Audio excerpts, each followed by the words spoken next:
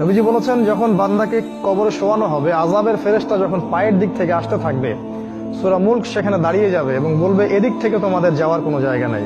কবরের আযাব থেকে আপনাকে ইনশাআল্লাহ সূরা মুলক বাঁচাতে পারবে। আজকে আমরা ইশা সালাতে যে সূরাটা পড়েছি, প্রথম রাকাতে এই সূরার কথা বলছি, তাবারাকাল্লাযী বিয়াদিহিল মুলক ওয়া হুয়া আলা কুল্লি শাইইন কাদির।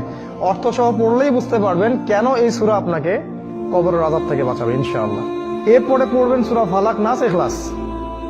3 বার করে পড়তে হয়। হাত দুটোকে একত্রিত করে নিয়ে ফু দিয়ে মাথা থেকে গায়ের যতদূর পর্যন্ত পারেন মাসাহ করবেন। এই কাজটা কেন করতে হয় জানেন? কারণ যখন আমরা ঘুমাই তখন শয়তান আমাদের ঘাড়ে 3টা গিট দেয়। হাদিসে আছে না?